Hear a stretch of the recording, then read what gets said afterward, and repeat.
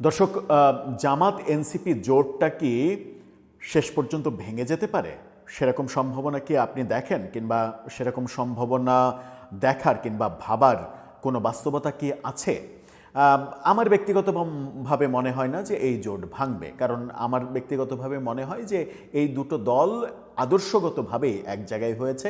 এই দুটো দলের শীর্ষ নেতারা, বিশেষ করে এনসিপির শীর্ষ নেতারা, তারা আদর্শগতভাবেই জামাতপন্থী, এবং জামাতের সঙ্গে তারা আদর্শগত জোট না বললেও এটা মূলত আদর্শগত জোট। এবং তারা অনেকে বলেন যে ঘরের সন্তান ঘরে ফিরে গেছে, এরকম সমালোচনা করেন। আমি ওই রকমভাবে বলতে চাই না। তাদের মধ্যে যে একটা আদর্শিক মিল রয়েছে, সেই কারণেই যে এই জোট হয়েছে, এবং এই জোটের মেয়াদ যে এই বন্ধন যে খুব সহজে ভাঙবে না, এই সংসার যে খুব সহজে ভাঙবে না, এটা বলাই যায়। কিন্তু হঠাৎ করে শঙ্কা তৈরি হয়েছে এনসিপির আহ্বায়ক নাহিদ ইসলামের একটা কথাই, যে এই জোট ভেঙে যেতে পারে। শঙ্কাটা কিসে তৈরি হলো?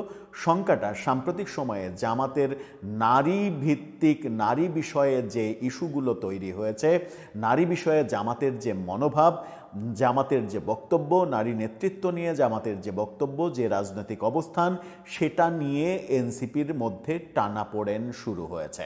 এবং সেটা নিয়ে এনসিপির মধ্যে টানাপোড়েন শুরু হওয়ার প্রেক্ষিতে এনসিপি বিতর্কিত হচ্ছে যে জামাতের সঙ্গে তারা যদি জোট করে, তাহলে তাদেরকে নিয়ে মানুষ যে নতুন রাজনৈতিক বন্দোবস্তের স্বপ্ন দেখেছিল, সেটা কোথায় যাবে। তারই পরিপ্রেক্ষিতে ভারতীয় গণমাধ্যম দ্য উইকের সঙ্গে সাক্ষাৎকারে নাহিদ ইসলাম বলেছেন, এই জোট ভেঙে যেতেও পারে।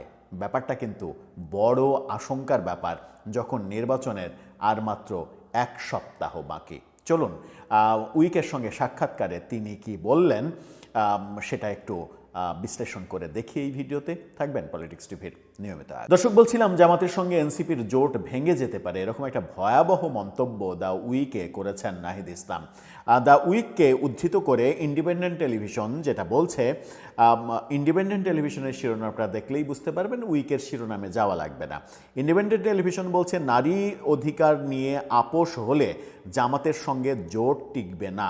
নাহিদ ইসলাম অর্থাৎ নারী অধিকার ও সংখ্যালঘুদের বিষয়ে আপোষ করা হলে জাতীয় নির্বাচন উপলক্ষে জামাত ইসলামের সঙ্গে গড়ে তোলা জোট টিকবে না, এমন মন্তব্য সরাসরি তিনি করেছেন। এই সংখ্যালঘু, নারী বিষয়ক, নারী অধিকার বিষয়ক এই ব্যাপারগুলোতে আপোষ করা যাবে না। জামাত যদি আপোষ করে, তাহলে এই জোট টিকবে না। দ্য উইকে দেওয়া সাক্ষাৎকারে এই কথা বলেছেন। সম্প্রতি ওই সাক্ষাৎকার প্রকাশিত হয়েছে।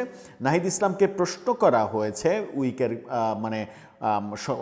সমালোচনা করা হয়েছে, জামাত চরম ডানপন্থী আদর্শের প্রতিনিধিত্ব করে, সংখ্যালঘুদের নিয়ে উদ্বেগের সমাধান আপনি কিভাবে করবেন, সেই জামাতের সঙ্গে জোট করে আপনি এর সমাধান কিভাবে করবেন। নাহিদ ইসলাম বলেছেন, জোটটি এখনও একটি সুনির্দিষ্ট পর্যায়ে পৌঁছায়নি। অর্থাৎ এই জোট নাকি সুনির্দিষ্ট পর্যায়েই পৌঁছায়নি। তিনি বলছেন, নির্বাচনী সহযোগিতা এবং নির্বাচন পরবর্তী সরকার গঠন নিয়ে আলোচনা চলছে। এখনও তাদের মধ্যে নাকি আলোচনাই চলছে। প্রয়োজনে এটি ইস্তেহারে প্রতিফলিত হবে।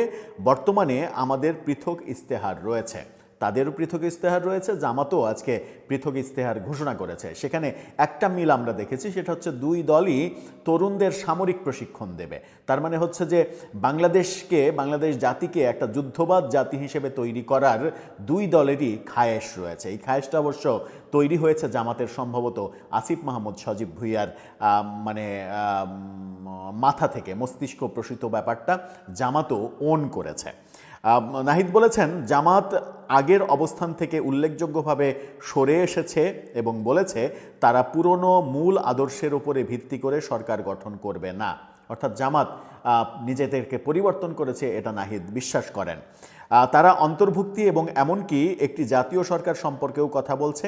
তবে যদি আমাদের মূল অবস্থান, বিশেষ করে নারী ও সংখ্যালঘুদের বিষয়ে আপোষ করা হয়, তাহলে জোটটি টিকবে না। অর্থাৎ নারী ব্যাপারে, সংখ্যালঘু ব্যাপারে জামাতের অবস্থান যদি এনসিপির বিপরীতে হয়, তাহলে এই জোট টিকবে না। এনসিপির বিপরীতে না এনসিপির সোজাসুজি আছে সেটা আমরা বুঝবো কী করে? নারী বিষয়ে জামাতের যে অবস্থান, সেই অবস্থান তো আল জাজিরার সঙ্গে সাক্ষাৎকারে জামাতের আমির স্পষ্ট করে দিয়েছেন। সংখ্যালঘু সম্পর্কে অবস্থানও তাই। সংখ্যালঘুরা কেউ কখনো জামাতের সর্বোচ্চ পদে আসতে পারবে না, নারীরাও সর্বোচ্চ পদে আসতে পারবে না। এবং নারীদের প্রসঙ্গে ইসলামকে আনা হচ্ছে যে ইসলামে এরকম কোনো বিধান নেই। ইসলামের কথা যখন বলা হচ্ছে তখন সূরা নিসার 34 নম্বর আয়াতের কথা বলা হচ্ছে, যেখানে কেউ ব্যাখ্যা করেন এখানে বলা হচ্ছে যে নারীদের উপরে পুরুষরা কর্তৃত্ব স্থাপন করবে, আবার কেউ বলছেন যে এই কর্তৃত্ব মূলত স্বামী স্ত্রীর ব্যাপারে প্রযোজ্য। এই তর্ক বিতর্ক যখন রয়েছে তখন একটা দুইটা হাদিসের প্রসঙ্গ আনা হচ্ছে যে এই একটা দুইটা হাদিসকে কেন্দ্র করে জামাত মনে করে যে নারী নেতৃত্ব হারাম, অথচ ইসলামে কোরআনে কোথাও নারী নেতৃত্ব হারামের কথা নেই। অনেকে যুক্তি দেন যে খাদিজা আলাইহিস সালাম তিনি প্রথম ইসলামের মানে নারী যিনি ইসলাম ধর্ম গ্রহণ করেন এবং তিনি ব্যবসায়ী, তার ব্যবসা দেখাশোনা করতেন আমাদের নবী। এই নারীর ক্ষমতায়নের সব থেকে বড় উৎকৃষ্ট উদাহরণ ইসলামে রয়েছে। এরকম নানা কথা বলে জামাতকে যুক্তি দেওয়ার চেষ্টা করেন, কিন্তু জামাতের যুক্তি তো জামাতের কাছে। এনসিপি বলছে যে জামাত যদি এই ব্যাপারে আপোষ করে তাহলে তাদের সঙ্গে জোট থাকবে না। সেরকম লক্ষণ কি আমরা দেখেছি? জামাত আমিরের নারী সম্পর্কে যে বক্তব্যগুলো, মানে ওই এক্স হ্যান্ডেল হ্যাক করার প্রসঙ্গটা বাদ, আল জাজিরাতে যে বক্তব্যগুলো দিয়েছেন সেগুলোর সঙ্গে এনসিপি যদি একমত না হয় তাহলে জোট এখনও টিকে আছে কেন? তিনি বলছেন যে টিকে থাকবে না, তার তো অবস্থান পরিষ্কার করে দিয়েছেন, সব অবস্থানই পরিষ্কার, তাহলে টিকে আছে কেন? সেই কারণেই বলছিলাম যে এই জোট টিকবে না এই কথা নাহিদ ইসলাম যেটা বলছেন এটা একটা পলিটিক্যাল কৌশল। এই কৌশলটা শুধুমাত্র সমালোচনা এড়ানোর জন্য কৌশল। এই সমালোচনা এড়ায়ে মূলত মানে কিছু একটা লুকানো ছাপানোর ব্যাপার সামনে আনার একটা প্রক্রিয়া তার কথার মধ্য দিয়ে বের হয়ে আসে বলেই ব্যক্তিগতভাবে আমার কাছে মনে হয়। তিনি বলেছেন জামাত জানিয়েছে তারা উদার নীতির মধ্যে থাকবে। যদি একটি জোট সরকার গঠিত হয় তবে তারা রাষ্ট্রকে ধর্মতান্ত্রিক রাষ্ট্রের দিকে নিয়ে যাবে না। দেশে একটি গণতান্ত্রিক সরকার হবে এবং একটি গণতান্ত্রিক বাংলাদেশ গড়ে তুলবে তারা। জামাতের কথা বাদ দেন, জামাতের তো ম্যাক্সিমামই হচ্ছে ধর্মচর্চা করা লোকজন। তারা ঐতিহাসিকভাবেই পাঞ্জাবি পায়জামা পরে, দাড়ি টুপি রাখে, টুপি মাথায় দিয়ে সব সময় থাকে, তারা ইসলামের কথা বলে। তাদের ভোটের সময় নতুন করে লেবাসেরও দরকার নেই, ভোটের সময় নতুন কৌশলেরও দরকার নেই। তারা তাদের জায়গায় মোটামুটি ঠিকঠাকভাবেই আছে।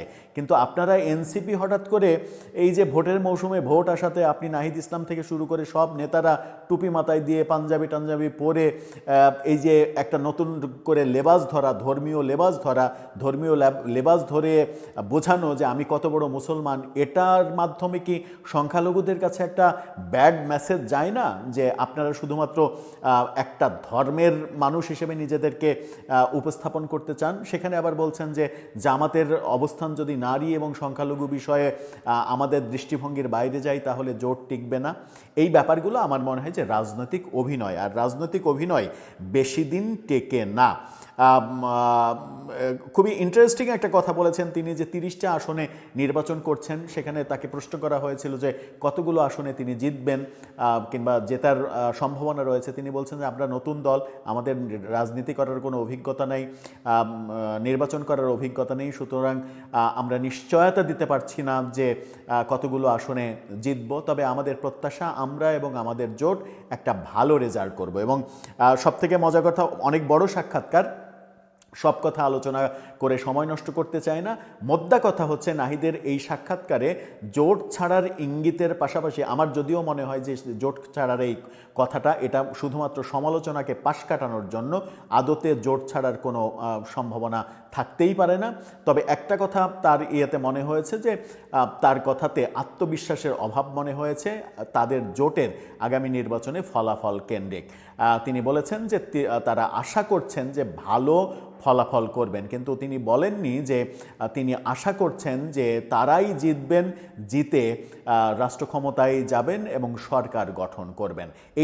এটা খুবই একটা ইম্পর্টেন্ট দিক এই সাক্ষাৎকারে, যেখানে তার কথাই আমার একবারও মনে হয়নি তার এই সাক্ষাৎকারে যে তিনি আত্মবিশ্বাসী যে এনসিপি হিসেবে ভালো করবে তার দল, কিংবা জোট হিসেবে তার জোট ভালো করবে মানে হচ্ছে যে তারা জিতে সরকার গঠন করবে, এরকম কোনো কথার মানে জোর তার মধ্যে আমি ব্যক্তিগতভাবে পাইনি। আর ওই জোট ছাড়ার কথা, যেটা জামাতের সঙ্গে আদর্শের মিল অমিলের যেটা কথা, সেটা রাজনৈতিক কৌশল, এটা রাজনৈতিক স্ট্যান্ডবাজি, এর বাইরে কিছু নয়। কারণ জামাত এবং এনসিপির যদি আদর্শিক মিল নাই থাকতো, তাদের যদি নৈতিক অবস্থান যদি ভিন্ন হতো, তাহলে জামাত নারী বিষয়ক তাদের অবস্থান পরিষ্কার করার পরেও, কিংবা ঐতিহাসিকভাবে তাদের অবস্থান জানার পরেও এই জোট হতো না, কিংবা এই জোট হওয়ার পরে যখন বিতর্ক তৈরি হলো নারী ইস্যুতে, তখন তাকে কৌশলে এই কথা বলতে হতো না। দর্শক, আপনার ভাবনা কি?